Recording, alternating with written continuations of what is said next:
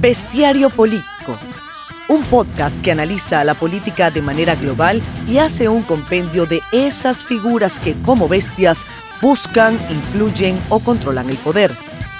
Conversaciones a veces profundas, a veces no tan serias, de dos profesionales de la política. Edgar Gutiérrez, consultor y estratega político, y Osvaldo Ramírez, director de ORC Consultores. Bestiario Político.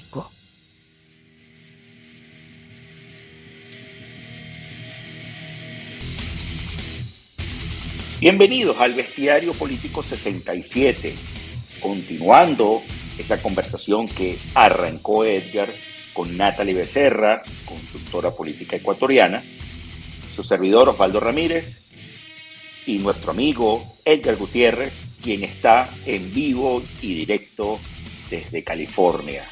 Osvaldo, te extrañamos en la entrevista. Natalie me preguntó que por qué tú no estabas, que si le caías mal, que si tenías algún problema con ella, o sea, ¿por qué no estuviste pues, en la entrevista?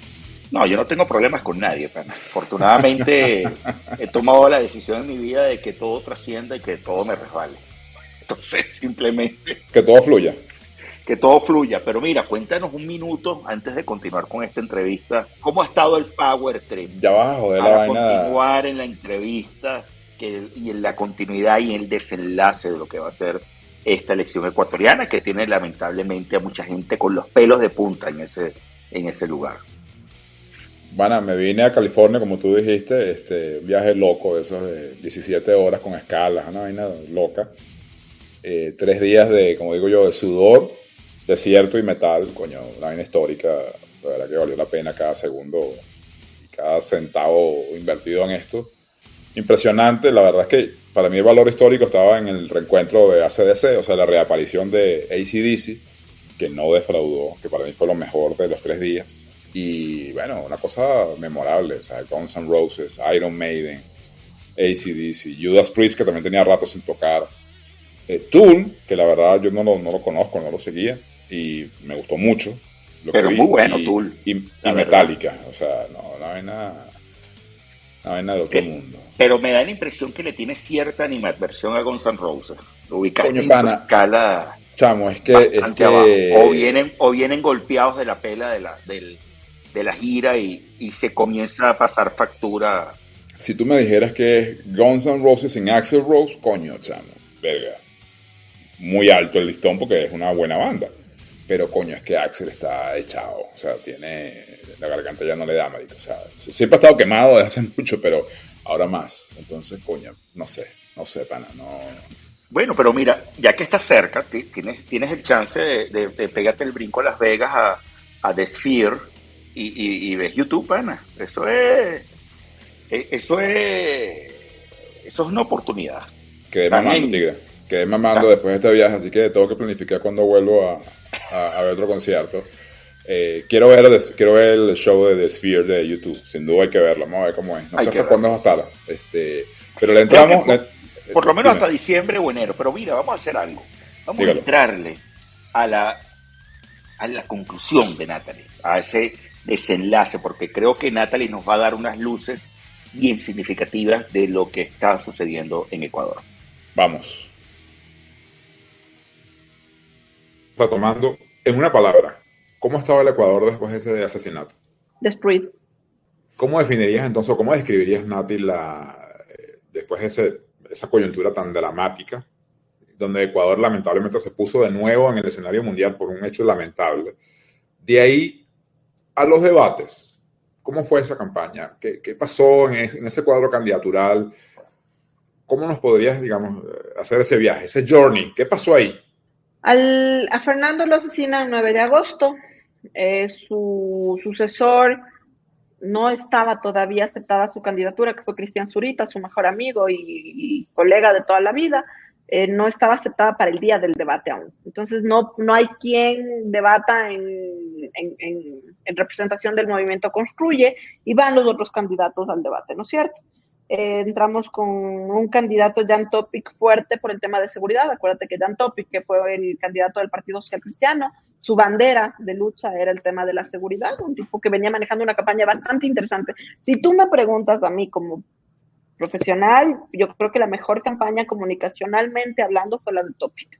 porque él tenía un mensaje claro, tenía una imagen súper bien armada, sabía, se notaba la estrategia, te quiero decir, en la campaña de Topic. Llega Topic, llegan Luisa, ya después de haber recibido todos los golpes, además que al correísmo le golpea mucho el asesinato de Fernando Villavicencio electoralmente, porque claro, al ser su enemigo, todo el tiempo haber recibido amenazas, de haber sido perseguido, Fernando haber hecho las denuncias, ¿a quién se iban a dirigir los dedos de quienes lo mataron? Al correísmo. Entonces el correísmo llegó bastante debilitado al debate. Tienes Otto Sonnenholzner, ex vicepresidente de la República, también estaba como uno de los candidatos que iba ahí peleando siempre el tercer lugar, ahí se movía Otto. Yacu Pérez, que en la anterior candidatura estuvo así de pasar a la segunda vuelta, con poquito se quedó, le ganó Lazo, y en fin, entras a un debate complejo, complicado y con esta sensación de luto y pesar, ¿no es cierto?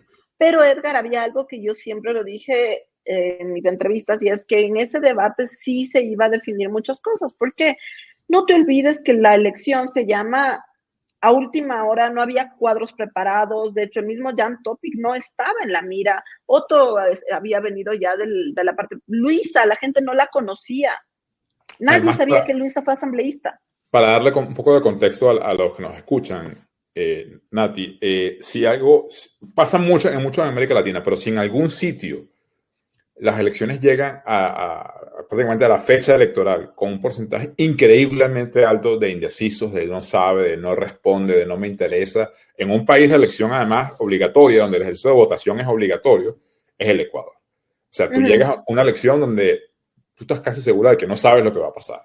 Pasó en la primera vuelta del año 21, por décimas fue que se definió todo. Incluso en la segunda del 21, un poco más claro, porque ya eran solo dos, también había un porcentaje de indecisión de gris, ¿no? Yo le llamo los electores grises, que cuesta decodificarlos, cuesta llegarles, cuesta alcanzarlos, cuesta entenderlos. Bueno, si en algún lado, al menos lo que yo seguí desde afuera, desde lejos, era que esa zona gris en esta elección era increíblemente alta. No sé qué piensas tú. Sí, y Edgar, no solamente está el factor indecisión, sino desconocimiento de los candidatos, que es lo que yo te decía, porque mucha gente no sabía quiénes eran. Entonces, a pesar de que, por ejemplo, Luisa decían, bueno, la candidata de Correa, pero ¿quién es? ¿Qué ha hecho? ¿De dónde sale? Dan Topic, ¿de dónde? O sea, el mismo Daniel Noboa, ¿de dónde? Entonces, claro, era mucha gente que, ¿quiénes son? Llegamos, no estoy segura, no recuerdo la data exacta de con cuánto estaban de conocimiento, pero esto puedo decir que a la mañana del asesinato de Fernando, el candidato más conocido era Yacu Pérez, y aún así sus cifras eran muy bajas. El más conocido era Yacu. Lo cual me lleva a pensar, voy a quedar de nuevo en el debate, ya no nos falta mucho, porque además Nati tiene que irse por lo que tiene que trabajar, y no va a poder ordenar por mucho más tiempo, pero tengo una duda, pero es una duda profesional. Dos candidatos a los cuales le fue bastante bien, a uno mejor que el otro, de acuerdo a sus objetivos, como Yacu Pérez y Xavier Hervás. Ajá, Javier Hervás, sí. En esta elección, primera vuelta ecuatoriana, año 23, elección extraordinaria, le fue, bueno, en el caso de Yacu, penoso, pero en el caso de Xavier Hervás, hiperpenoso. O sea, penúltimo. ¿Por qué? ¿Por qué? Porque no entendieron que el Ecuador 2021 no es del Ecuador 2023. En el caso de Javier Hervás, te puedo decir, mira, acuérdate de lo que hablábamos hace un rato, el Ecuador que recibió Lazo en el 2021 era un Ecuador post-pandemia con unos conflictos muy diferentes. La principal preocupación del electorado ecuatoriano en ese momento era salud. ¿Cómo voy a salir de esto? ¿Quién me va a curar? ¿Cómo lo vamos a hacer? ¿Cómo me voy a reponer incluso económicamente? Por eso era importante que Lazo trajera inversión privada y que sea banquero y que entienda de empresas y tal. El Ecuador 2023 es un Ecuador sumido en la violencia y con graves problemas estructurales de narcotráfico en todas sus instituciones. No era el mismo electorado, no era la misma problemática, y Javier Hervás cometió el error de calcar y copiar su campaña 2021 y creyendo que con TikToks y bailes iba a conseguir algo. Y Yacu no conectó con el tipo de liderazgo que en este momento necesita el país. y Yacu penosamente ya no representa nada nuevo. Él ya es alguien que viene en la política hace mucho tiempo y venía ya gastado. Entonces, ese público joven que en un momento él captó la atención porque ponía en agenda temas de género, de medio ambiente y tal, en este momento la gente lo que quiere saber es quién me va a sacar de este problema en el que estamos con temas de seguridad. No entendieron el cambio. Eso fue. Entonces aparece alguien que estaba ahí en el paisaje, pero que solamente estaba ahí, pero empezó, digamos, a ser más relevante, que es Noboa. Sí, sí, a ver, Daniel viene de ser, él es hijo del hombre más rico del país, asambleísta, pero un asambleísta con una gestión, te puedo decir, una gestión que no fue muy reconocida. Y de hecho, fue asambleísta en la asamblea con la peor puntuación de la historia del Ecuador, o sea, una asamblea que fue disuelta con el 5% de aceptación ciudadana. Correcto. Nada relevante, te quiero decir. Entonces, Daniel había sido, pues esa fue su función. Y Daniel, como nadie lo veía venir, y además era el hijo de Alvarito, que por ejemplo los jóvenes de Alvarito ahora lo ubican por el señor de los memes, porque nadie se acuerda que el papá de Daniel fue 5 veces candidato a la presidencia de la República, Daniel llega fresco al debate, ¿no? Sin pelea, sin confrontar, nadie le había atacado, porque a nadie le importaba atacarlo, porque siempre venía en penúltimo lugar Daniel. Llega al debate con este sentimiento de pesar de los ciudadanos, de dejen de pelear y díganos quién va a solucionar, acaban de matar a una persona, así que díganos cómo se va a resolver esto. Llega un Daniel de 35 años, joven, fresco, no a confrontar, limpio con su imagen, a decir un par de cosillas interesantes, hablar de diálogo, de consensos, de cómo crear empresa, a dar muchas cifras. Él sí entendió que el debate era logos, patos, dietos. Entonces él llegó con la data, ¿no? Que después en el fact-checking nos dimos cuenta que mucha de la data no era real. Pero en ese momento la ciudadanía dijo, wow, este chico joven, fuera de la política, que nadie lo ha atacado, que no sabe nada malo de él, que además mucha gente, Edgar, nosotros sabemos que es mucho mejor trabajar con un desconocido, con alguien con conocimiento, pero con mucho rechazo. Sí, claro. Entonces, eso le pasó a Daniel. Daniel llega desconocido completamente y por su desconocimiento, cero rechazo. Entonces, en ese momento, además que el candidato Jan Topic le da la patadita de que Jan yo creo que no midió lo que dijo, de hecho nadie midió lo que Jan dijo, cuando le dice Daniel, tú y yo estamos elevando el nivel de este debate, porque Daniel hablaba de cifras, de data y tal. Y ahí fue. O sea, fue eso el detonante para que Daniel se dispare. El post-debate también fue muy bueno. El manejo del post-debate digital de Daniel fue muy interesante, súper segmentado, además que se usó muchísimo la figura de su esposa y su madre.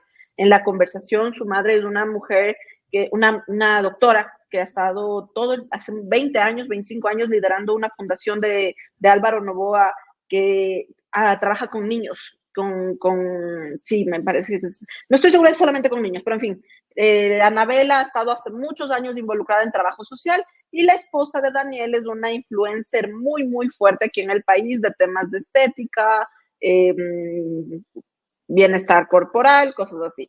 Yo, como ya no soy mucho el target, pues no la sigo mucho, pero entiendo que, yo ya no estoy en esa edad, pero entiendo que es muy fuerte, en especial en el grupo de jóvenes, y ella está muy unida también al trabajo social de su suegra. Entonces, claro, fue, además que la tía de Daniel Noboa es la mujer más rica del país, es una de las empresarias más poderosas de aquí, y las 3 mujeres fueron quienes fueron el impulso de Daniel en ese cierre. Entonces, esa fue la receta de por qué Daniel Noboa llega, te digo, en este ambiente de desconocimiento, de indecisión, de duelo, de luto, un joven de 35 años de irrumpir completamente en el panorama y pasa a segunda vuelta. Pero digamos, semanas, días antes de la celebración de la primera vuelta, lo que... A 7 días. Bueno, a una semana. Gracias por la precisión de eso. Te habla, digamos, de la inestabilidad, de la máxima incertidumbre que priva en el escenario. Y bueno, sí llega Noboa, después yo me pienso pronunciar al respecto, pero no hay sorpresa que Luisa, perdón si suena muy, muy duro esto, que el correísmo, porque una cosa es Luisa y otra cosa es el correísmo a nivel de identidad política, movimiento político, partido político y la candidata, desconocida, como tú mismo lo dijiste, no hay sorpresa que ellos sean la primera minoría. Para ellos es una bendición que en las subnacionales, en las seccionales no haya segunda vuelta, pero en la presidencial sí hay segunda vuelta. Ese es Ujú. como el diseño institucional que los perjudica, porque han perdido las elecciones por la segunda vuelta, Sí. no porque no tengan votos, sino porque Ujú. el sistema hace que todos los que están en desacuerdo con ellos se unan para vencerlos. Y eso es lo que ha Así pasado. es. Por eso es Lasso Ujú. el que ganó la elección presidencial. Pero la sorpresa es Noboa, quien, como tú bien dices, a 7 días aparece, irrumpe, porque mucha gente ni sabía quién era, y Así es. califica. ¿Cómo tú, ya avanzando, estamos a pocos días de la celebración de la segunda vuelta de balotaje, cómo nos cuentas cómo ha sido la campaña de la segunda vuelta, Nati? A ver, mira, te soy muy honesta, he visto una campaña que no se ha sentido como campaña, ha sido una campaña bastante vacía. Creo que los dos candidatos, entendiendo que, además, a ver, en el inicio de la campaña los dos arrancaron de una y salieron, pero cometieron tantos errores que los equipos de campaña más bien fue como, venga para acá, se replegaron y más bien tenían que ponerse a solucionar crisis.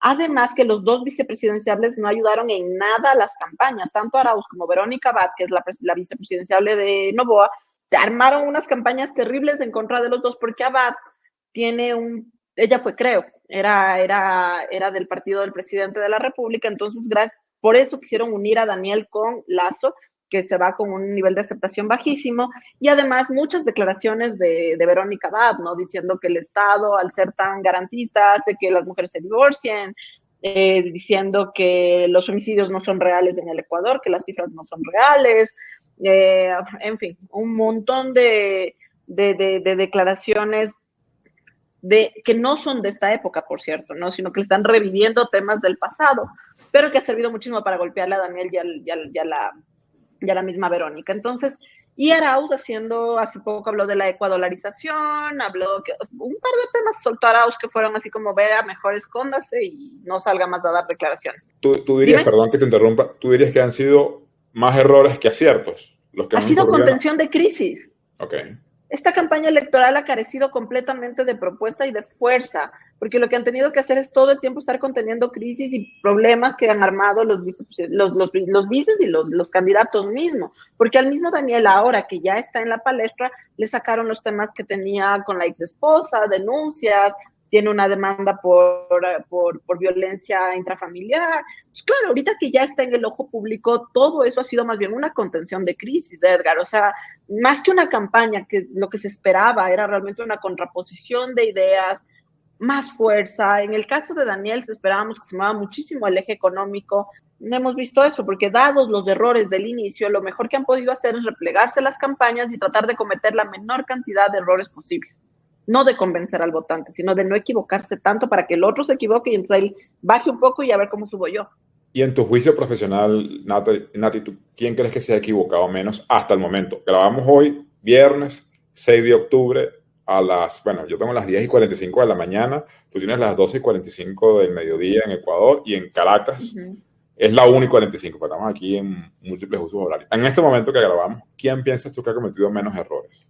Me pones bien difícil, Edgar, me la pones súper difícil porque es una campaña de memes, de risas, de equivocaciones de lado y lado. No, te juro que me la pones muy complicada porque O ha sea, sido una campaña. 50-50. Sí, han sido errores de lado y lado. Hoy, al corte de momento que grabamos esto, pareciera que el consenso de las encuestas, que es todo un tema demonizado, el tema de las encuestas, se orienta más a decir que Noboa tiene la primera oportunidad de triunfo, para decirlo elegantemente. Vamos a hablar de un tema antes de eso, del debate de segunda vuelta que fue este domingo, que fue nefasto. Iba a decirte eso para darte el cue al debate, pero termino rápidamente. Las encuestas, durante el desarrollo de la segunda vuelta del balotaje, la mayoría de las encuestas publicables a las que uno puede prestar un mínimo de atención, un mínimo porque hay muchas que no sirven, la verdad, dicen que es más probable que gane Noboa que gane Luisa. Y digo más probable porque la verdad es que son candidatos desconocidos, son candidatos que se equivocan, como tú bien dices, y el escenario emocional, el escenario es fangoso, no tiene base sólida. Esa es mi lectura.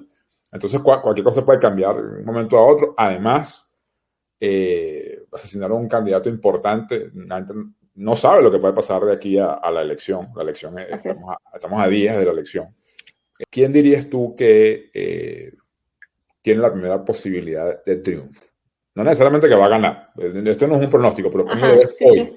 A hoy va Daniel Noboa, definitivamente unos 3 puntos de arriba, de acuerdo a las encuestas serias a las que he tenido acceso, porque yo coincido contigo, Edgar, que el tema de las encuestas hay que tener cuidado, porque el otro día alguien me decía, todas las encuestadoras se equivocan. Yo le decía, no es cierto, no es verdad, o sea, esto, me decían, yo no creo, le digo, no es acto de fe, o sea, esto es una cuestión que es una herramienta y punto, se utiliza. El problema es que la gente cree que porque ves hoy, así está la cosa y no funciona así, ¿no? No, claro. Entonces, a hoy, Daniel Noboa tiene más posibilidades. Incluso, mira, hay un tema y es que en el debate de segunda vuelta que fue este domingo, que por cierto fue bastante plano y aburrido y falto de propuesta, te podría decir que para mi percepción no cambió mucho las preferencias del electorado. Yo me imaginé, Natalie Becerra, después de ver el debate, yo me imaginé que Daniel se iba a mantener, a lo mejor bajar lo que se movió, no 0.6 para arriba o para abajo. Luisa, yo pensé que podía subir un poquito más, que de hecho subió 3 puntos, pero yo me imaginé que el nulo se iba a disparar, Edgar. Yo pensé que lo que podía bajar Daniel e incluso Luisa por la mediocridad del debate, podía subir en nulos y blancos, que no fue así, no fue así. En este punto lo que vimos es que la indecisión se mantiene en el 12%, que si tú me preguntas, de acuerdo a los cuadros de transferencia de votos, quién tiene más posibilidad de captar y capturar a esos indecisos, de cautivarlos, es Noboa más que Luisa. Ahora va a depender todo. Mira, hay una cuestión, y es que Luisa sí tiene un voto duro. Claro. Daniel no tiene voto duro y Daniel tiene este voto muy volátil, ¿no? De gente que votó por él porque qué guapo es, incluso, ¿no? O sea, en la conversación post-debate de primera vuelta, mucha de la conversación fue qué guapo es Noboa. En esta segunda vuelta, menos mal, no se basó en eso, pero sí es un voto que es muy cambiante, entonces Noboa tiene que afianzar a su votante para que no vaya a migrar incluso al nulo y al blanco, que fíjate que hace un momento, ayer me parece que tuve un panel y me decían, no, pero es que yo les decía, pongan mucha atención al nulo y al blanco, porque ahí sí puede haber una jugada por los votos válidos. Entonces hay que ver cómo juegan eso y qué tanto puede perder Daniel en esto. Y además, Edgar, quienes trabajamos en esto sabemos que en los últimos días es cuando vienen los ataques más fuertes, sí, más pesados, y que a Daniel le puede caer uno de esos ataques y pues golpearle. Y a ver, pero hay un tema. Cuando te hablaba de la transferencia de votantes, es de este voto también anticorreísta, ¿no? Que nunca votaría por Luisa ni por ningún candidato del correísmo. Pero podría no votar. Podría no votar o irse al nulo. Por último, ya, Noboa no me convence, listo, anulo. O no voy. No, y un voto nulo y un voto, una abstención, que aunque es ilegal, entre comillas, no votar en el Ecuador, porque el voto es obligatorio, porque la gente se abstiene igual, un porcentaje se abstiene. Cualquier voto de esos son 2 votos para el correísmo, porque te resta uno a ti y le suma uno a ellos que sí están movilizados, organizados, están motivados.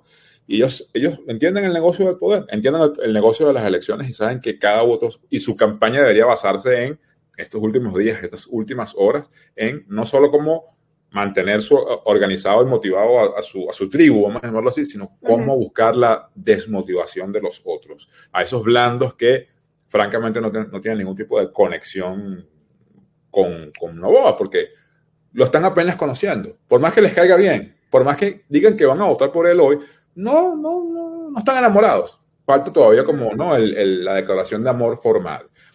Yo, mira, a lo lejos es muy difícil opinar porque la verdad que el tema de encuestas en el Ecuador es complicado, es muy tramposo. Sí creo que Noboa tiene la primera opción de triunfo, sí, pero no lo veo tan claro. O sea, tengo mis dudas de que esté cerrada esa elección con todo este contexto histórico, Nati, que yo te agradezco que te hayas tomado el tiempo de desgranarlo, porque no se entiende el octubre ecuatoriano del 23 sin empezar desde el noviembre del año 19. Y por eso hicimos este decurso de acontecimientos. Pero sí me quedó la duda del debate, que yo lo tenía, digamos, en un sitio privilegiado para las preguntas. Tú como estratega de comunicación, con estas oportunidades inmensas, uno, de custodiar y blindar lo ya obtenido, es decir, conservar lo que ya se tiene, reforzar a los que ya están contigo, pero aún con un trayecto importante hacia el futuro, días, semanas decisivas, de gente que está muy blanda, gente que está brincando, por decirlo, está dudando, porque ambos candidatos, no voy a hablar solamente de Noboa, porque ambos candidatos van a un debate tan relevante como lo fue el del 21, es un debate de la segunda vuelta, tan conservadoramente. Porque fueron a no cometer errores, fueron a no mojarse, fueron a no hacer nada, fueron a eso, a no mojarse, a que las cosas que al status quo. Sobre todo Luisa, que necesita mover más las cosas. ¿Cuál es tu opinión al respecto? Mira, la verdad, yo creo que había una expectativa muy alta del debate, incluso porque por eso pasa Daniel Noboa a la segunda vuelta, ¿no? O sea, la gente dijo, es un espectacular primer debate, entonces ahora en el segundo nos va a deslumbrar y nos va a acabar de convencer. Y no, fue así. No fue así. Entonces la expectativa fue muy alta y en cambio Luisa, para el mediocre debate que hizo en primera vuelta, porque fue muy malo, porque ella se centró en el, ya lo hicimos y lo volveremos a hacer, ya lo hicimos y lo volveremos a hacer. En este segundo debate vimos un poco más de fuerza, una mujer un poco más fuerte, más preparada, con más data. Fue interesante ver el cambio de Luisa. Sin embargo, ninguno de los dos logra destacar, porque como tú bien dices, fue un tema de cometamos la menor cantidad de errores y no nos ensuciamos mucho. De hecho, si tú ves el debate, a mí me llamó la atención que en el primer eje, que era el de economía, que Daniel tenía que lucirse, era su área, ¿no? Más parecía una lección de profesor. O sea, yo soy también profesor universitario y te juro que me sonó tal cual cuando les pregunto a mis alumnos, a ver, ese dato se te está escapando, dímelo. O sea, pareció una lección de profesor-alumna y viceversa, más que un debate y una contraposición de ideas. Después no hubo nada memorable, de lado y lado. Creo que lo único que se encendió un poco después fue la denuncia que hizo Luisa de Bernardo Manzano, el exministro de Agricultura de aquí del Ecuador, que había sido empleado de la corporación Noboa, del papá de la corporación que tiene la familia Noboa. Sí. Y después el contraataque y la respuesta que le da Daniel es una acusación al exministro del Interior, José Serrano, acusándolo de vínculos con el narcotráfico. Fue eso. Wow. O sea, el debate se centró la conversación post-debate se centró en esos dos puntos y por qué los nombraron en el debate a los dos personajes. No hubo nada memorable, no te quedó nada. Daniel trató de hablar mucho de la tabla de drogas que hay aquí en el país, que es de los umbrales, ¿no? Para no confundir a los consumidores de los microtraficantes y ahí manejar un poco mejor el tema. Sin embargo, claro, si tú preguntas a la ciudadanía en general, la gente asume que el problema del narcotráfico que hay actualmente en el país está ligado a la tabla del consumo de drogas, que fue que quien la implementa es el presidente Rafael Correa. Entonces Daniel todo el tiempo le insistía a Luisa, pero la tabla de consumo, y todo el mundo decía, pero ¿qué tiene que ver? Cuando ves la data y entiendes, y quienes hemos analizado previamente estudios cualitativos, entiendes que Daniel insistía en la tabla de drogas porque la gente asocia el problema de inseguridad y todo el conflicto que vivimos a esa tabla. Te digo, fue a lo mejor la jugada maestra de Daniel, insistir ahí. Y de parte de Luisa, pues no quedó nada muy fuerte, no hay un mensaje, un hilo conductor al cierre del debate. Yo les decía que me gustó la frase con la que cerró Daniel, que era justamente romper con el clivaje correísmo-anticorreísmo, y habló de ha ganado lo nuevo contra lo viejo, ha ganado la esperanza contra... Yo dije, ¿por qué no usó ese concepto como hilo conductor durante todo el debate? Que ese sí es su punto, esa es su fuerza. Y en cambio Luisa no pudo hablar mucho más de la experiencia con la que sí cuentan los correístas, la revolución, para hacer gobierno en un país que está en soletas, que básicamente está completamente destruido. Lo que necesitamos es gente con experiencia que venga a manejar la cartera de economía, quién va a manejar el frente económico, quién se va a hacer cargo de los temas de seguridad. Ellos entienden cómo se mueve eso. Entonces Luisa pudo ahí ganarse unos puntitos si entendía que ellos tenían eso por sobre Daniel, que es la experiencia. Quedan 3 preguntas, facilitas, las más fáciles de todas, Nati. Ok. Solo 3. Una pregunta, primero, ciudadana. Quien escuche este programa, quien te observe en estos días donde has estado súper caliente en las pantallas, estás en todos los noticieros, en todos los espacios de opinión, en todos los podcasts, sobre todo allá, por supuesto, en el Ecuador. Como ciudadano, latinoamericano, pero particularmente ecuatoriano, ¿a qué debo prestarle atención en la semana que queda? Porque queda prácticamente una semana, quedan 8 días y medio para la elección. ¿A qué debo prestarle atención? ¿Qué es lo importante? ¿Dónde está la señal y cuál es todo el ruido que debo abandonar? ¿Qué es? Creo que la campaña sucia va a jugar un papel muy fuerte en esta elección, Edgar. Hay que prestarle mucha atención a toda la información falsa que se va a mover en estos últimos días. Justo ayer hablaba de eso, del voto consciente, ¿no? De más allá que, como tú bien decías, acá en el Ecuador el voto es obligación, es derecho, le estás poniendo tu vida en las manos a otra persona. Entonces, creo que hay que ponerle mucha atención a eso, cómo se va a mover la campaña sucia, en especial, que me encantaría que sea de contraste, no sucia, pero sabemos a lo que van a jugar de lado y lado. Entonces, creo que ahí hay que poner mucho ojo, tanto para no equivocarnos en la elección como para no creernos todo lo que están diciendo en redes y en la conversación.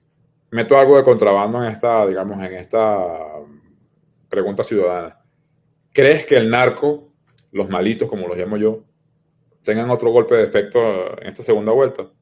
Yo sé que esto es imposible de adivinarlo, esto es una especulación, pero ¿crees que eso es lo tenemos que descartar o sigue jugando, está en el escenario? Está en el escenario, ¿verdad? Es algo de nuestro día a día. El día de ayer acabaron de secuestrar a una exalcaldesa de Durán y madre de un exalcalde. Todos los días vivimos eso está completamente dentro de nuestra conversación diaria, penosamente te digo, con el corazón destrozado, que es algo que juega en nuestro día a día aquí en el país y mucho más en esta época electoral. ¿Y esos temas tú crees que benefician a quién benefician más para la elección presidencial? Sabes que por ejemplo, lo de Durán, no hay un beneficiario de esto, es un tema más bien que nos complica porque dices, ¿y quién nos va a ayudar? O sea, porque además sabes que como no hay contraposición de propuestas de los candidatos, no hay bueno, me ofrece esto, el otro, los dos tienen propuestas muy similares en temas de seguridad, por ejemplo.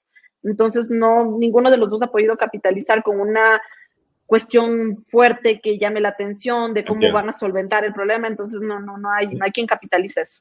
Lo cual es importante y se conecta con lo que dijiste al principio, es ninguno de los dos está posicionado fuertemente en el tema más importante para la ciudadanía, que es la seguridad ciudadana. Ok, segunda pregunta que tiene dos partes, porque no puedo ser, digamos, injusto. Es una pregunta muy tramposa. No tienes opción de no responderla, es decir, es como el voto en el Ecuador, es obligatoria. Si tuvieses que darle un consejo, uno solo, a Luisa, a la campaña de Luisa, ¿cuál sería? En este momento. Presente equipo. ¿Quién está con ella? ¿Quién va a solventar los temas? Lo que te digo, quiero saber quién va a manejar economía, el frente económico, temas de seguridad. Ellos tienen equipo. Presente a su equipo y demuestra que tienen experiencia y fuerza. ¿Y a Daniel Noboa, qué le recomendarías? A Daniel le diría que demuestre en verdad que él es lo nuevo contra lo viejo, que cierre, ese minuto de oro que tuvo en el debate, ese es el hilo conductor de su campaña. Demostrar que sí se puede hacer nueva política, que él es un joven dispuesto a cambiar las cosas y que sería espectacular que entre alguien a romper con este paradigma de que solo los correístas pueden hacer buen gobierno. Muy bien. La última, que es quizás la más fácil de todas. Hay dos escenarios posibles, que gane Noboa, que yo creo que hoy es lo más probable, pero ya se verá. Y, por supuesto, también que gane Luisa, ¿no? ¿Cómo ves el futuro del Ecuador bajo una presidencia muy corta de Daniel Noboa? Son 18 meses, Edgar. Es complejo, no va a lograr hacer mayores cambios, mayores cosas. Por eso yo lo que le diría es que no eleve tanto las expectativas de gobierno. Porque a veces en su discurso le escucho muy, yo voy a hacer, y los cómo son bien complejos. Entonces pone muy arriba la vara. Va a ser más complicado para él y tiene muy poquito tiempo y más bien dedicarse a ver la gestión política, porque no te olvides que nuevamente entramos con una asamblea con mayoría, con la minoría más grande correísta, entonces va a tener que entender cómo mover eso. Pero fíjate que me la respondiste desde la óptica de Noboa, lo cual aprecio mucho, pero ¿cómo la ves en análisis de entorno, en visión país? ¿Cómo ves al Ecuador en los próximos 18 meses, 2 años? Complicado. Bien complejo. Lo que estamos viviendo no se va a solucionar en 18 meses, Edgar. Es algo que va a requerir muchos esfuerzos, voluntad política, sacrificios, incluso nuestros, porque el tema económico también es muy complicado, es muy difícil. Si queremos que esto funcione, vamos a tener que hacer muchos sacrificios como país. Es bastante difícil, te digo. Además hay que entender cómo van a llegar a diálogos y consensos, que es lo que realmente hace falta en este momento en el país para poder arrancar y dar un primer paso. Entonces, veo muy complicado, la verdad, el panorama. Yo creo que, de hecho, la mayoría de ecuatorianos estamos ya viendo y pensando en lo que viene en el 2025 más que en esta presidencia de 18 o 16 meses. Pero imaginemos que Luisa González vence a las predicciones y corona. Alcanza el trono de hierro. Logra la presidencia el próximo 15 de octubre. ¿Cómo ves el Ecuador en los próximos 24 meses en una presidencia de la Revolución Ciudadana de Luisa González? Bueno, mira, ellos tienen más posibilidad de hacer trabajo en territorio y aterrizar mucho más el trabajo que están haciendo a la ciudadanía como tal, porque como te decía, ellos están ahorita con muchas alcaldías y prefecturas. Después que tienen la Asamblea Nacional, todavía no son mayoría, van a tener que llegar a consensos y diálogos, lo cual yo no sé cómo van a hacerse, han insultado y han peleado con todo el mundo. Entonces ahí le veo complicadito, porque ellos todavía no son mayoría en la Asamblea Nacional, pero tienen el Consejo de Participación Ciudadana. Y además creo que lo que sigue es allanar el camino para que pasen cosas más allá de estos 16 meses, como podría ser el regreso de Rafael Correa. Entonces ahí van a tener que hacer una reorganización. Ellos han hablado incluso de que se puede llamar a una constituyente. Entonces hay que ver cómo va a terminar el tema. Pero yo creo que va a ser más una cuestión de jugadas políticas más que de cuestiones más técnicas. Son tiempos interesantes, aciagos, pero interesantes los que están posados sobre el Ecuador. Nati, brillante como siempre, ¿no? Sin sorpresas para mí. Era lo que yo esperaba recibir en esta entrevista, que yo creo que el que no sabía nada de Ecuador ya sabe por lo menos qué leer y a qué atender. Te agradezco tu generosidad, primero por el tiempo, porque te engañé como siempre. Te dije que era media hora y sabía que me ibas a dar más tiempo por el valiosísimo contenido que nos ofreciste. Gracias. De parte de Osvaldo, quien se excusa por su agenda profesional que quería compartir contigo, pero ahí hubiésemos durado el doble en la entrevista y ya es un abuso el que me permití hacer hoy, ya basta de eso, ¿no? Pero de verdad que te agradezco infinitamente el tiempo, la dedicación, la pedagogía, porque a veces es difícil hablar del país de uno de una manera que se entienda fuera de sus fronteras, aunque digo, el mundo es muy pequeño y todo se sabe, pero es muy complicado. Agradezco el tiempo, la paciencia. No hice mucho bullying hoy, así que me porté bien contigo, pero es lo que esperaba de ti, Edgar. De verdad, maravilloso como siempre. Y bueno, nada, espero que nos veamos pronto, darte un abrazo y agradecerte por tu generosidad y tu sabiduría en este espacio, Natalie.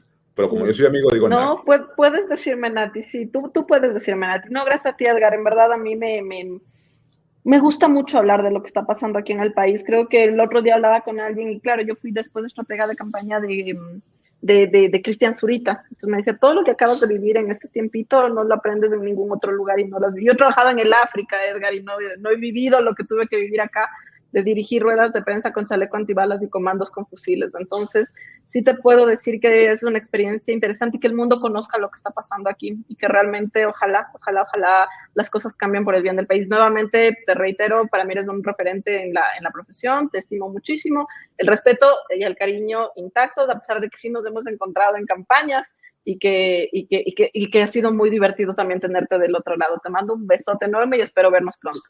Gracias, Nati. Un abrazo. Lo mejor por el Ecuador. De verdad, yo espero que los oyentes del bestiario hayan quedado con una cantidad importante de dudas resueltas, a pesar de la incertidumbre que estamos viendo en Ecuador. Yo, Natalie, primero agradecerte haberte tomado el tiempo para poder hablar con nosotros y poder ayudar a nuestra audiencia a entender lo complejo de la política ecuatoriana. Y aquí me pongo una pausa, una reflexión. Todavía se cabe en un Zoom, o sea, podemos hacer un Zoom incluso gratis, de esos que son de pocos usuarios. No vale. No. Podemos haber hecho y era más barato. Tenemos un Zoom que nos pueden caber unas 20,000 personas, que es nuestra audiencia histórica. O sea que tú pagas el Zoom corporativo. Coño, men, claro, siempre. Claro, hay que pagar. Hay que defender la propiedad intelectual. ¿Qué te quedó de la entrevista? ¿Cómo la ves tú? Sí, a lo que iba a comentarles es que primero, mucha gente suele decir, es que mi país es único y esto no pasa en los otros países. Ese comentario medio etnocentrista, egocéntrico a veces, de pensar que solo la política de cada uno de los países donde la gente vive es la que está dañada y en todos los otros lados está funcionando de maravilla, cosa que no es la verdad. Lo segundo, lo curioso de entender, lo complicado de entender que estás teniendo dos candidatos que van a durar por ahora 18 meses. Yo no recuerdo, Edgar, no sé si lo tienes a mano o fresco, si había una prohibición de que estos candidatos se presentaran en la próxima elección. No estoy seguro, me agarro fuera de base. Si había una especie de veto, pues. Creo que no pueden aspirar no pueden aspirar a reelegirse en el 25. Creo que sí.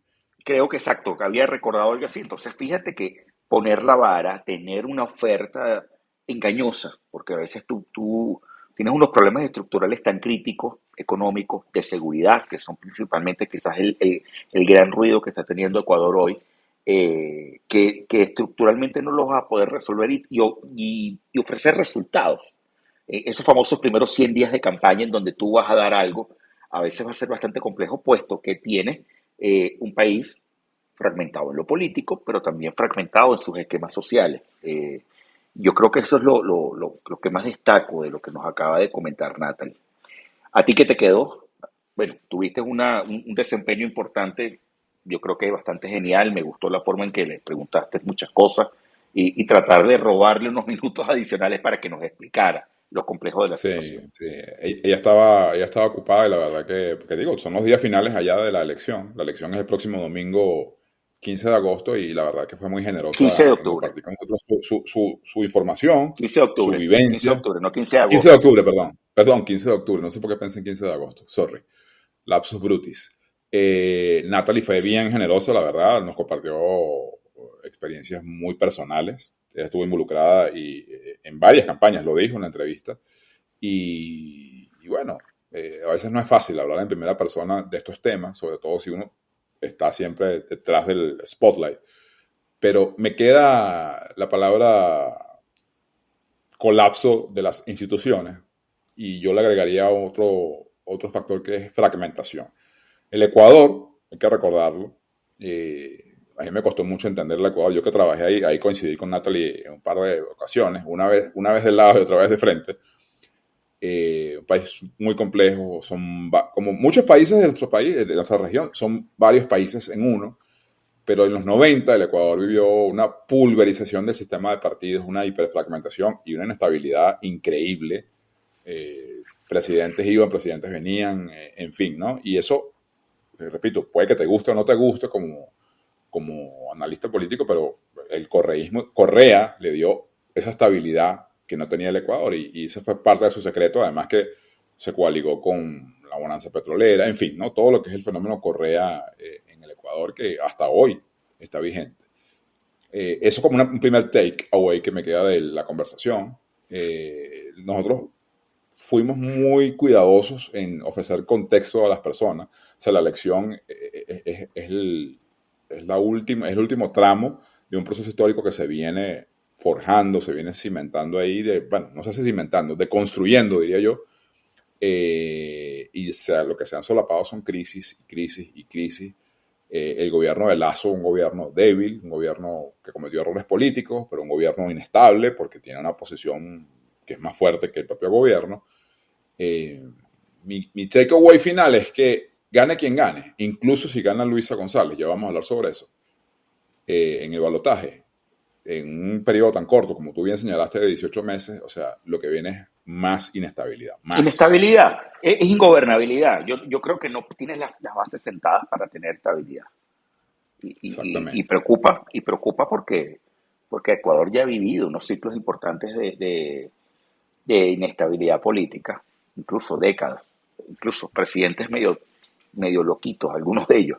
Así es. No, Pero dilo con nombre y apellido. O sea, Ecuador tuvo a Abdalá Bucaram de presidente. O sea, ¿de qué estamos claro, hablando? O sea, eso fue el epítome de la mejor ilustración de eso que estamos diciendo. Y se parece un tema un poco parecido digo, por supuesto con las diferencias del caso, al Perú. O sea, lo que puede cambiar ahí, eso está por verse, es una cosa muy interesante que dijo Natalie, es, bueno, ¿qué pasa si Luisa González saca un voto más que Daniel Noboa? Ok, entonces ahí se abre una nueva conversación sobre, quizás ya no el eje Correa-anticorrea, como bien creo que lo determinó ella, sino sí, vuelve él es de la Correa, Asamblea Nacional y pero vuelve la poca Correa, institución que tiene. Y vuelve vuelve Correa, Correa. no vuelve Correa. Luisa González va a ser como Lenín Moreno y va a traicionar a su padre político. Si no es así y vuelve Correa, me imagino que Correa tendrá una amnistía, un indulto, no lo sé, porque él está perseguido internacionalmente, tiene cargos de corrupción en su contra. Y bueno, si Correa vuelve al Ecuador, será otro juego, totalmente distinto al de hoy, porque no es lo mismo hacer política desde la oposición. periferia, desde Bélgica, en Bruselas, donde está él, incluso también estaba mucho en Caracas, que hacerla, por supuesto, en el Ecuador, donde tiene un liderazgo que a uno le puede gustar o no le puede gustar, repito, pero que es incuestionable. Tiene una realidad y hay un 30% de correísmo, está. Pase lo que pase, está y tiene simbología, tiene una identidad política. Y claramente la gente está, yo creo que allí el voto anticorreísta pudiera no estar cohesionado alrededor de la figura de Noboa. Creo que Ahí esa viene un puede ser tema. la mayor debilidad de Noboa y la mayor debilidad de esa campaña. Cuentas con una espontaneidad del voto y una espontaneidad que no tiene estructura, no tiene una estructura firme de decir, bueno, vamos a defender los votos o vamos a defenderte a ti en caso de que incluso pensemos en un escenario loco que digas, bueno, hubo fraude, pues, porque las encuestas nos decían que yo ganaba y resulta que fue al revés. Es así. Cosas bastante complicadas, pues. Sobre todo el rol que pueden tener las Fuerzas Armadas y policiales en garantizar la estabilidad. Totalmente. Entonces, bueno, fíjate, entrando ahí a la recta final, digamos, ya prácticamente a 6 días, 5 días de la elección. Hoy estamos grabando, hoy es lunes 9 de octubre. Osvaldo debe tener Son las 7:46 y las hora tuyas son Caracas, 4:46. 4:46 California time. En realidad esto no es California, bueno, yo estoy en un desierto, estoy en el medio de la nada. Pero, ¿qué Probablemente dicen tú las estás probablemente tú estás en Baja California, en el Estado de México, en México, un Bueno, poquito más arriba de Los Cabos. alguna vez esto fue en México, alguna vez lo fue, Por pero eso sigue siendo no me quiero meter desierto. no me quiero meter en esas honduras. Pero, a ver, lo que dicen los sondeos de opinión, que quizás no adelantamos mucho de ello, no nos mojamos mucho con Natalie, aunque ella sí ofrece pistas de lo que piensa que puede ocurrir. Aquí yo tengo 2 fuentes que te las voy a compartir, a ver qué opinas tú, te voy a pedir que por supuesto te mojes. Entonces, mira, aquí hay 2 cosas, dos encuestadoras, que ojo, hay que tomarlas siempre con un grano de sal, porque ahí hay muchos intereses. Voy a citar primero la de Omar Malouk, un personaje complicado, polémico, y que siempre, lo voy a decir sobre la base de mi información. Puedo estar equivocado, pero eso es lo que mi visión del mundo se orienta así. Cuando Omar Malouk te dice que va a ganar B, es porque va a ganar A. Y cuando te dice que va a ganar A, es porque va a ganar B.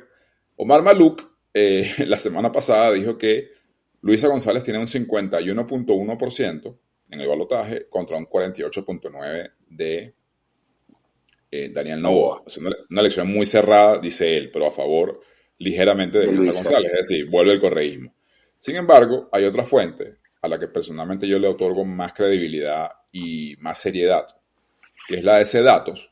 Es una firma que ha estado siempre en el ojo de la polémica en el Ecuador por varias razones, pero la principal es porque fue o es todavía el principal proveedor de información estratégica de Lazo y de Creo, y eso siempre, digamos, la etiquetó y fue objeto de blancos de ataques por eso.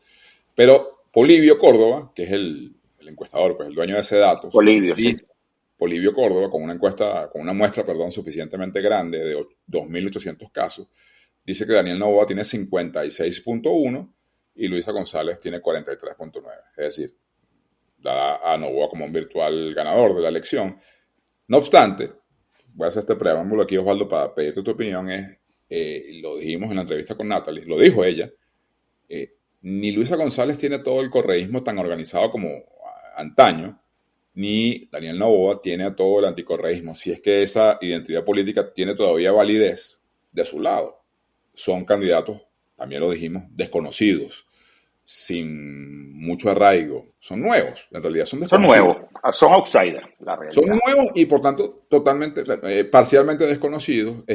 Para mí, yo creo que entre los datos de Malouk y de Sedatos puede haber un punto medio. Yo no estoy del todo convencido que Noboa la tenga en la bolsa. Creo que Yo tiene no la creo. primera opción, sí, pero cuidado y gana por menos, cuidado gana Claro, por poco. Veremos. claro. Sí, ahí hay un detalle. Coincido contigo en el punto del voto histórico del correísmo. Y hay que recordar bueno, Lenin, prácticamente ese correísmo terminó dividido durante la presidencia anterior. Y no tuvo la oportunidad el correísmo de organizarse con la fuerza necesaria durante el gobierno de Lazo. Vista las crisis, a pesar de que lograron conquistar cierto territorio, no tienen un dominio territorial absoluto. Y ese dominio territorial justamente termina fragmentando a los opositores y termina fragmentando la posibilidad de decir, bueno, yo controlo esta región y el otro controla esta región y pudiéramos estar teniendo un cierto equilibrio para ir a buscar los votos.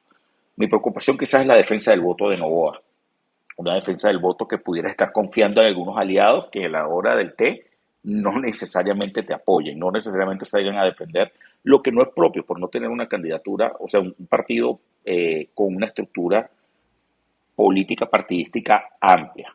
De verdad, yo hice un par de llamadas a gente que está en la política en el Ecuador y o sea, lo que yo registro es información cualitativa, es que ahí no hay nada. Estoy exagerando, pero es para ilustrar que, o sea, las maquinarias... Lo que cuenta es espontaneidad, no maquinaria dura.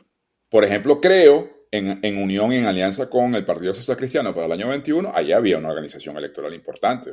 La vi de cerca, pues estuve ahí y la vi. Sí, Claro. Y mala, buena, completa, incompleta, había. Yo, por lo que registro ahora de algunas llamadas, no hay eso. Entonces, cuidado ese sentimiento que registra Polibio de ese dato de 56%, bueno, termina fumándose porque la gente no va a votar, porque no le da la gana, porque, en fin. Claro, ¿no? O te vas el voto nulo, porque pasas la factura del último debate gris, debate muy, o sea, bueno, no sé si los últimos 3 debates que hemos visto, en general, el argentino, el segundo de republicano y este de Ecuador, tienen para mí el común denominador de haber sido debates bastante críticos en lo que tú deberías hacer como debate. No sé si se perdieron la forma, la gente se cree triunfadora, no se preparan adecuadamente, o los periodistas o quienes son los hosts de los debates no son lo suficientemente incisivos, pero la realidad han sido unos debates bastante deplorables. Fíjate este último dato, Osvaldo. Aunque datos, digamos, recalcula esto con base en 100, porque solo hay 2 candidatos, y es 56 a 44, básicamente. En esa encuesta, cuando tú abres la información, te dice que entre nulo y blanco hay 13.8%. Cuidado. No vale, repito, claro. Yo capaz termina ganando Noboa con 60, está bien, pero no lo veo tan claro como uno veía claro un triunfo de Lasso en el año 21. En el 21. Este fenómeno del voto nulo, ya vimos un campanazo de eso en Guatemala, que tiene mucha similaridad con Ecuador en algunas cosas, en el tema indígena, en el tema de la crisis, en fin, no vamos a hablar de Guatemala, que está quizás en sus horas más bajas en este momento, pero mi línea final sobre Ecuador, que aunque espero que Noboa gane el domingo, sí, no estoy tan seguro que gane tan cómodo, y yo jamás subestimaría el correísmo en su capacidad de organización. Habrá que ver si le da, si es lo suficiente. O O estratégicamente, señores, déjame aguantarme 18 meses más. Prefiero estar 18 meses en los cuarteles de invierno, que sea un desastre al nuevo gobierno de Noboa, y prepararme con una firmeza mucho más amplia, con una capacidad de organización mucho más amplia para el siguiente ciclo en el 2025. Cuidado si esa estrategia le termina resultando más a Correa en este momento. Voy a especular con un par de escenarios, pero con un mismo final. Estoy especulando, es para que quede aquí grabado y algún día lo retomaremos a ver si ocurrió o no ocurrió. Primer escenario, gana Noboa, sin representación parlamentaria, con una asamblea fragmentada 1, con un correísmo fuerte 2, en minoría. Quizás el salvoconducto para la estabilidad de Noboa, la permanencia de su mandato por 18 meses, es negociar con el correísmo. Es decir, por ejemplo, indultar a Correa. Es decir, vuelve Correa. Es un primer wildcard. El segundo es, como estamos diciendo, que Noboa tiene la primera opción de triunfo, es que gane Luisa González. Y que en ese caso, yo creo que el regreso de Correa es el 25. En ambos casos sería el 25. Lo digo porque quede grabado, por si acaso. Claro. Yo siento que eso está ahí en el escenario. Sí, lo curioso es ver, porque yo vi puntos coincidentes en ambos, tanto en materia de seguridad como en materia económica.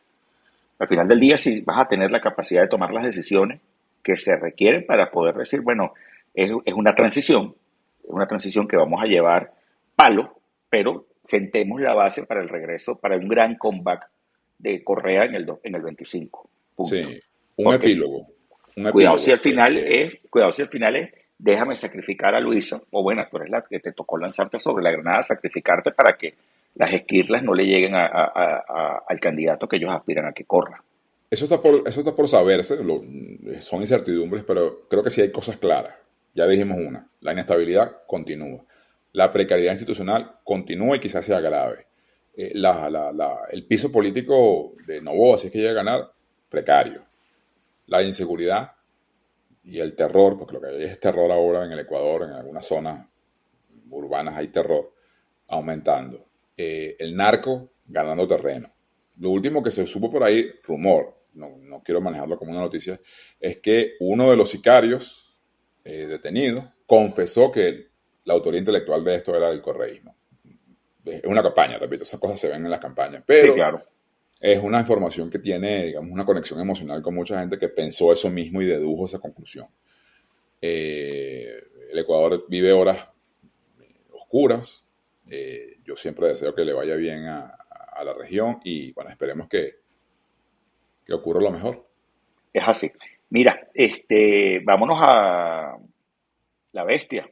Espérate, antes de eso, brother, no vale, o sea, no, mentira. Esto no ocurre en el vacío. O sea, mientras tú estabas, esto no es así, esto no es así. No lo sé, estabas seguramente trabajando en las primarias, organizando centros de votación. Bueno, breaking news en orden cronológico. Bueno, vamos a hablar de orden de importancia, mejor dicho. Tu amigo Enrique Capriles se retira. De las Cierto que se primarias retiró, que son el 22 de octubre. Pareciera que las primarias van, aunque nosotros dijimos que era muy difícil. Todo el mundo asegura que sí. Yo creo que hay que ver cómo van a terminar saliendo.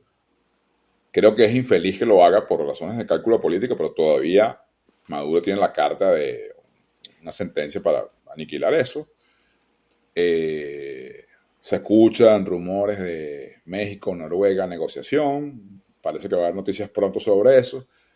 Y por si fuera poco, pasa esta tragedia en Israel.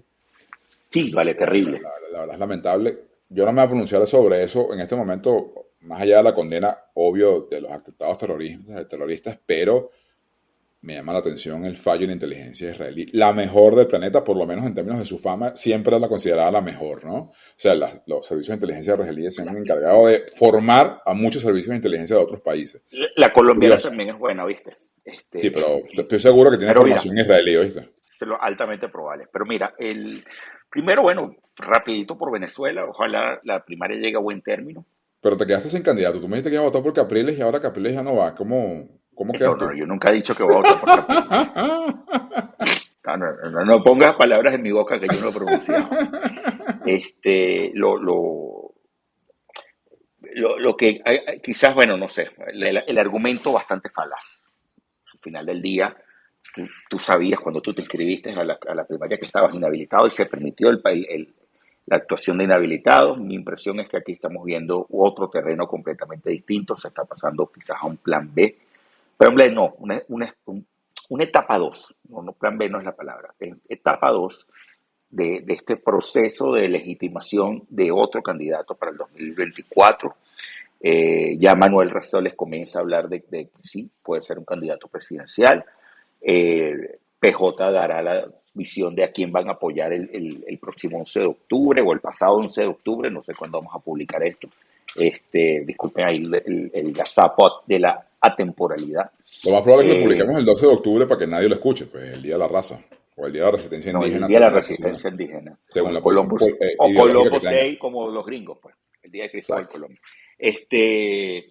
En ese punto, ojalá llegue a buen término, pero sí la realidad es que la energía es mínima. O sea, la energía del lector, el ruido en medios, el ruido en redes sociales, la realidad, mucha gente con desconocimiento hasta de dónde va a participar, dónde va a votar. Yo te propongo, Osvaldo, que la semana que viene, justo antes del 22 de octubre, hagamos otro, o quizás un último programa sobre las primarias, pero a mí en lo particular me interesa mucho escuchar tu visión inicial, porque esto está en pleno desarrollo de lo que está pasando en Israel, Gaza, todo eso. Sí, y entrando en ese tema, qué complejo, porque a mí yo creo que me queda si me quedara con una conclusión a priori, es que seguimos viendo un mundo multipolar donde pequeños actores comienzan a tomar muchísima más fuerza, por una parte. Y por la otra, coincido contigo en el tema de la inteligencia israelí. Hay que recordar que Hamas, quien es el que inicialmente hace el ataque, está concentrado y es gobierno en ese pequeño sector en el sur de Israel desde el año 2006, pero que son otros gobiernos. El caso de Hezbollah gobierna Cisjordania y hay una situación ligada a los palestinos que puedan estar en el Líbano, los palestinos que puedan estar en Siria, los palestinos que puedan estar en Irán. O sea, y cuidado si tú aquí en este despliegue, en esta operación que pudo haber comenzado por ese ataque de Hamas desde Gaza, ¿ok? Hayan o estén buscando un tema de coordinación mucho más amplia para tratar en el fondo de dinamitar el potencial acuerdo que iba a tener Israel con Arabia Saudí, ¿ok? El tema, yo creo que allí muchos actores han estado tratando de buscar paz en la región y bueno, lamentablemente volvemos al uso del terror, a la utilización del terror para tratar de fijar posiciones políticas que si bien pueden tratar de acordarse por la vía de negociación, wow, el terror siempre va a ser deplorable y siempre va a haber víctimas en ambos lados de la acera, tanto víctimas inocentes del lado israelí como víctimas inocentes que puedan estar en el lado de Gaza. No estamos tomando una posición por alguien, a pesar de que, bueno, uno le late el corazón por un bando, la realidad termina siendo que somos seres humanos y que, bueno, no quisiéramos estar en 2023 volviendo a esas guerras intestinas que la humanidad ha atravesado con múltiples conflictos en muchas partes, tratando de ver quién es el hegemón del orden internacional. Tú sabes, Osvaldo, que este tema de Israel, Palestina, Hamas, Gaza, ¿no? Todo este tema, yo siempre lo veo con mucho cuidado, primero con mucho respeto, porque sé muy poco de un conflicto que es durísimo, tiene muchos años, siempre hay noticias al respecto. No me considero alguien ni siquiera aficionado al tema, por eso dije lo que decía. O sea, dije lo que afirmé y ya. En este momento, mientras tú hablabas, sale la noticia de que Israel, anuncia el sitio completo de Gaza y que este es solo el comienzo. Y jamás amenaza con asesinar a nuevos hostages. Nuevos rehenes. Nuevos rehenes, gracias. Estaba leyendo en la batalla en inglés. Yo creo que esto... Lo único previsible es el aumento del precio del petróleo, que Estados Unidos mueva fuerzas hacia allá, que el mundo árabe se unifique en contra de Israel. O sea, lo que es básicamente previsible, lo lógico. Pero yo creo que de esto vamos a seguir hablando un rato largo. Y me gustaría seguir escuchando tus opiniones, porque sé que tú sí le has entrado a este tema por tu formación internacional y bueno, veremos. Pero la semana que viene, Venezuela, ¿no? Las primarias. Es así. Pero bueno, conversemos la semana que viene de esto. Estoy triste por el tema de Venezuela, las primarias, porque con mucho cariño yo me inscribí para votar, pues, en el exterior. Ok. Y finalmente los viajes no me coinciden y donde yo pensé que iba a estar, No vas a estar. no voy a estar y entonces creo que no voy a poder votar. De todas maneras, ya la audiencia de este bestiario sabe por quién es mi voto. Interesantísimo lo que está pasando a nivel político, no electoral. Ya no todos dijimos lo que está pasando electoralmente, pero nada, la semana que viene le entramos un ratico a nuestra querida Venezuela y a su oposición siempre tan noticiosa. ¿Vamos con la bestia? Vámonos con las bestias.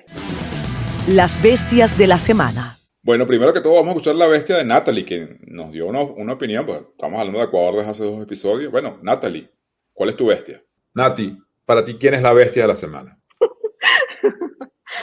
Quiero decir el nombre, no, lo voy a decir. Guillermo Lasso, creo que ha cometido muchos errores incluso cómo está saliendo de gobierno, ¿no? Ahora mismo que el país está tan convulsionado, sigue haciendo viajes al exterior, cuando debería por lo menos sentarse a cerrar el gobierno de manera correcta. Entonces creo que ha cometido demasiados desaciertos durante su gestión y ahora en el cierre de gestión, y sería bueno que atienda un poco más sus últimos días de mandato.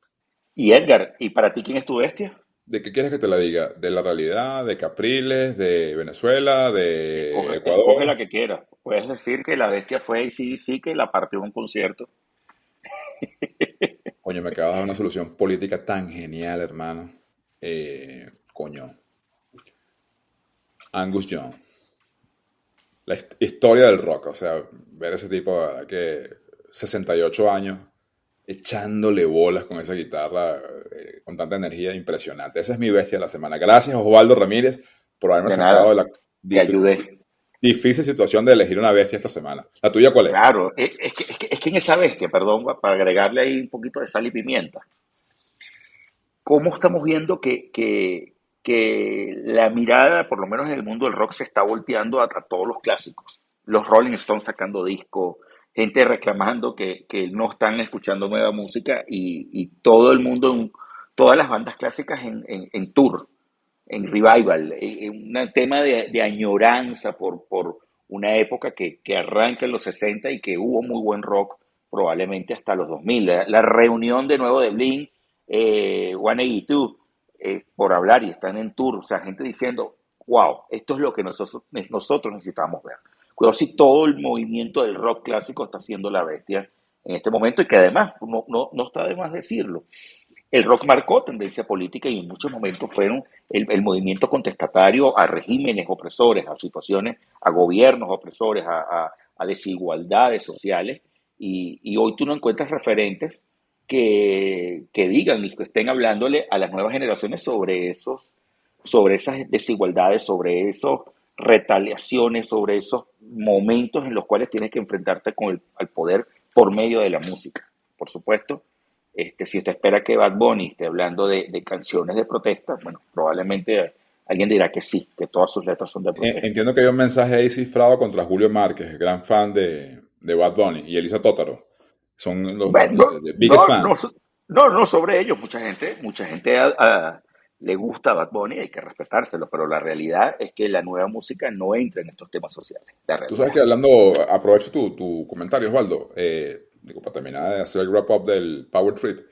Tú sabes que en el año 91, hablando de política y rock, se hizo el Monstruo Rock en Moscú, ¿no? En el famoso velódromo. Dicen que es el mayor público, la mayor cifra de gente asistente a un concierto, 2 millones de personas. 2 millones y tanto, exactamente. Eso es lo que dicen. Superó, entonces, que hay un supuesto Rock en Río que hablan de 2 millones, pero no sé, yo no. No, dicen que la mayor audiencia la tiene Barry Manilow en Copacabana, en el Río de Janeiro, que era un concierto gratis en la playa. Pero hablando de rock, porque Barry Manilow no aplica. No es rock, pero era bueno.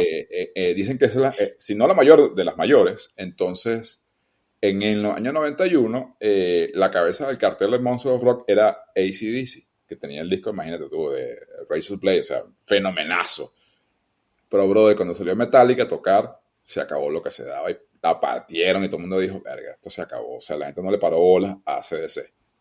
Tantos años después, se devolvió la pelota, porque AC/DC, por el morbo histórico, por la reaparición de Brian Johnson, la partió y, francamente, opacó a los demás. Tú sabes que Metallica, si no es mi banda favorita, es la segunda. Coño, mano, no estuvo bien. O sea, no estuvo al nivel que al menos yo suelo verlos. Y entonces, fue la revancha de Moscú. Bueno, 32 años después, AC/DC dice, papi, primero está sábado que domingo. Mira, ¿tienes alguna recomendación? No, mira, me falta mi bestia. Perdón, Osvaldo, discúlpame. Claro. Mira, mi bestia es Guillermo Lasso. Mi bestia es Guillermo Lasso. Ver un presidente que no ha terminado de entender la salida, crisis, incluso cambiar hasta el comandante de la policía, faltando una semana para la elección. Yo no sé si se desconectó del país y se desconectó de la realidad, pero definitivamente en lo negativo, Guillermo Lasso pasa a ser la bestia de este programa. Para no quedarme fuera de la foto, para hablar de Ecuador, que tenemos, repito, 2 episodios hablando de eso, mi bestia es Rafael Correa, por todo lo que ya he dicho antes, no pienso... bueno, claro. Nos vamos a la recomendación. Lo que recomendamos. Recomendaciones. ¿Qué nos tienes? Dinos algún libro, alguna película, serie, algo que agregue valor a la gente que nos escucha.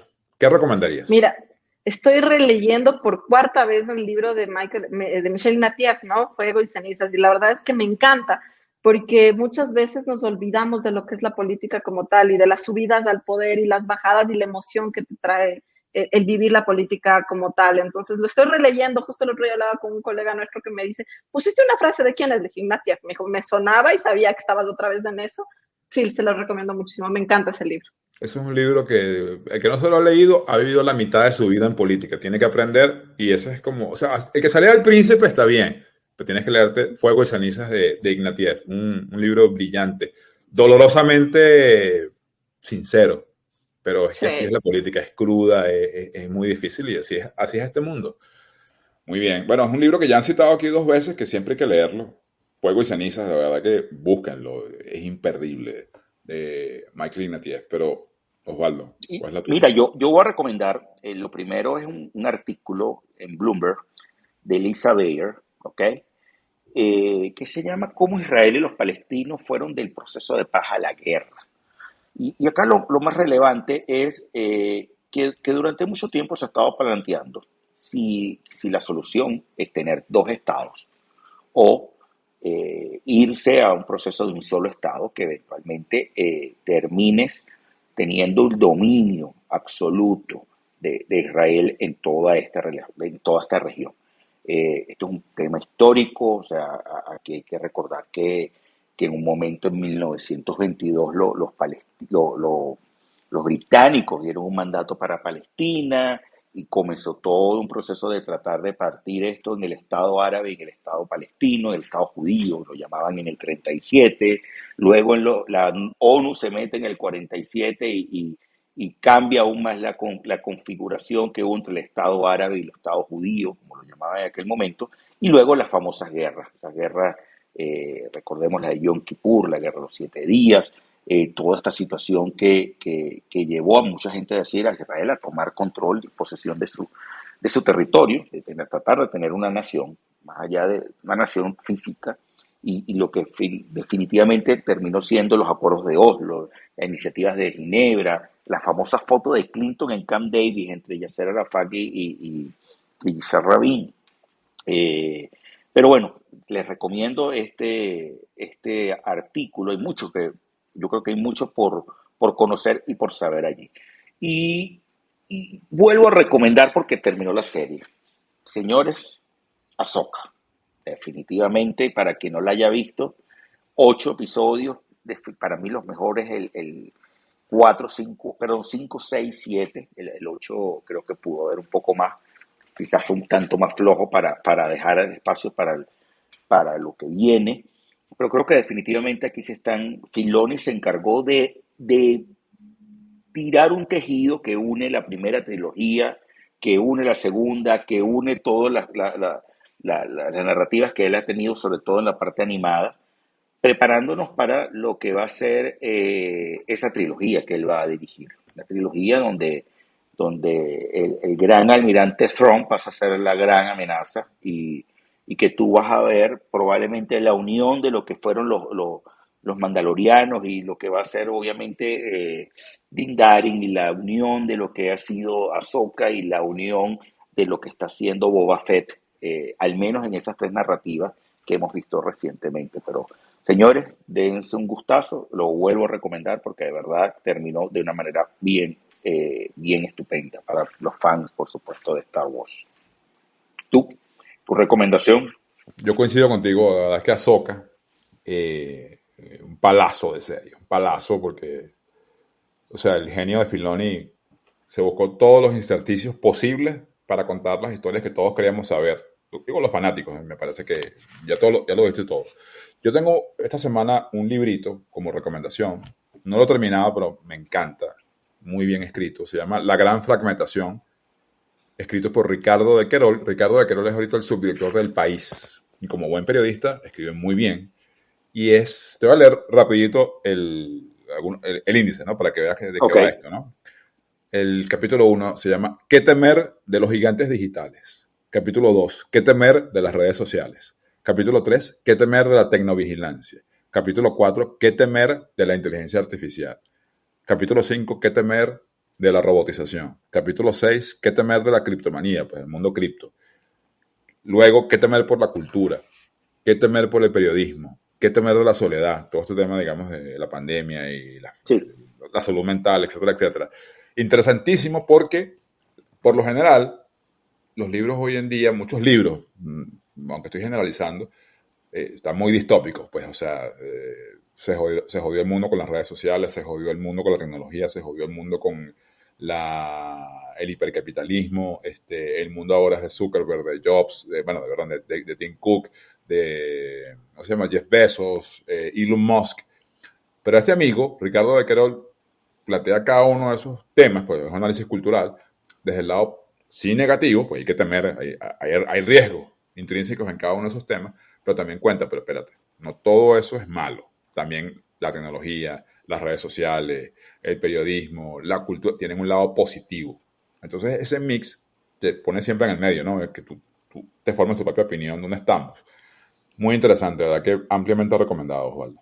La gran fragmentación de Ricardo de Querol. Y es bueno porque viene a sumar quizás esos problemas que hay ligados a este cambio epocal que estamos viendo.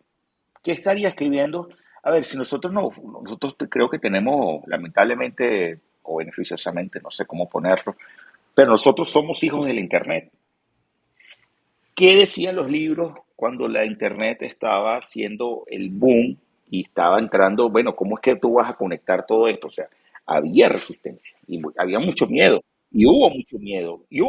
Pasa que nosotros lo agarramos quizás en nuestros procesos de socialización política, o sea, en esa etapa temprana, 14, 15, 18 años, y ya estaba, cuidadoso un poco antes, pero no tenemos toda la conciencia para entender el cambio de paradigma que estamos viviendo hacia lo que efectivamente fue el inicio de la Internet y lo que estamos viendo ahora, en donde esto se estaba multiplicando por 20, por 40, lo que efectivamente estábamos viendo hace 30, 40 años. Qué interesante que comentes eso, ¿vale? Te voy a leer brevemente, rapidito, la introducción del libro. La primera página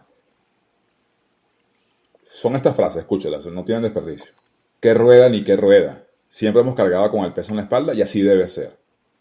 ¿De verdad vas a cultivar alimentos? Recuerda que somos cazadores y recolectores, no nos compliques la vida. No es buena idea que te metas con el barco en el mar, vas a caer en el abismo. Fundir metales, es que ya no te sirven las herramientas de piedra. Este invento de la escritura va a acabar con la tradición oral. Qué empobrecimiento para las futuras generaciones. ¿De verdad hacía falta ese acueducto? Si vas a comportar los cubos de agua. La imprenta no va a funcionar. Las letras quedan cuadradas y feas. ¿Dónde está la belleza del manuscrito? Y así siguen, ¿no? Todos los retos de las épocas de cuando el advenimiento del invento. Este es genial. Esta frase es genial. Ese aeroplano nunca va a conseguir llevarte a ningún sitio. Te vas a estrellar. Y termina en la última. ¿Para qué tenemos que vender online? Nuestras tiendas son excelentes. Entonces, esta es la discusión en el libro de, bueno, todo el mundo en su momento se opuso a la innovación o le veía el lado oscuro de la innovación. Y sí, claro que hay un lado oscuro. La inteligencia artificial tiene un lado oscuro, las redes sociales tienen un lado... Sí, todo tiene un lado oscuro. Y yo creo que ese es el valor de ese libro, que te pone en un justo medio o te invita a que pienses un poco desde el equilibrio y que veas tanto lo bueno como lo malo. La verdad que me encantó. Cuando pueda te llevo una copia para que te lo leas. Autografiada. O bueno, mejor dicho. No vale, yo lo voy a internet. Tú eres un tipo que tienes una licencia de Zoom corporativa de 20,000. Hay una cosa maravillosa que se llama Kindle Unlimited. Tú te suscribes y como que agarres el libro de una biblioteca, te lo lees y lo devuelves. Y ya, tienes como un tiempo para leerlo, si no te lo cobran. Me parece muy bien. Pero, mira, hemos hablado más de la cuenta, ¿no? Es así.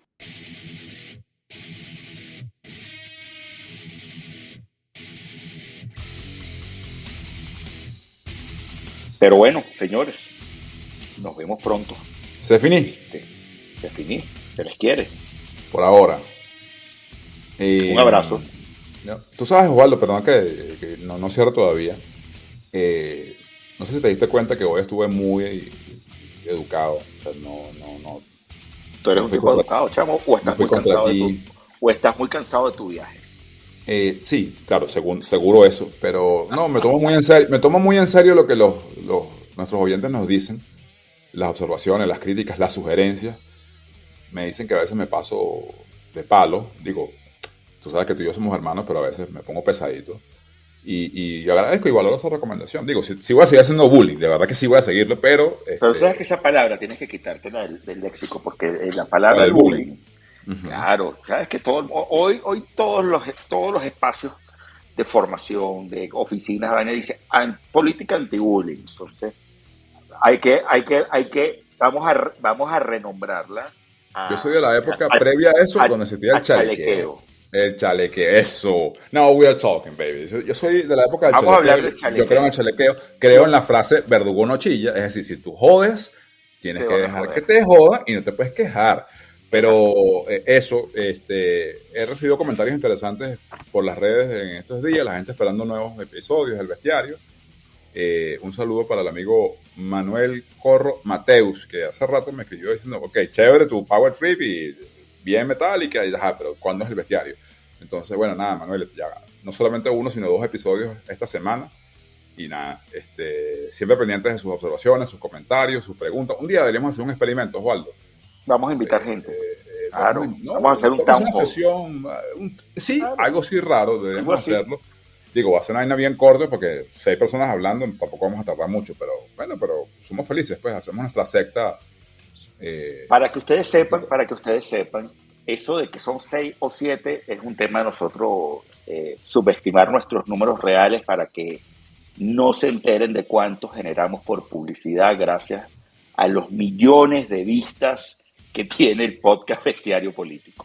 Bueno, aquí tengo que decir yo públicamente que la cuenta de PayPal que está asociada con la monetización de este programa es de Osvaldo Ramírez. Ese PayPal no es un PayPal institucional, es una vaina que dice Osvaldo Ramírez. Entonces, toda esa platica, yo no la veo. Está bien. Nunca la he visto. Es más, sé cuánto cae porque tengo... No, Te voy a mandar una cerveza. Mira, señores, nos vemos en el próximo capítulo. Lo queremos. Un abrazo. Chao.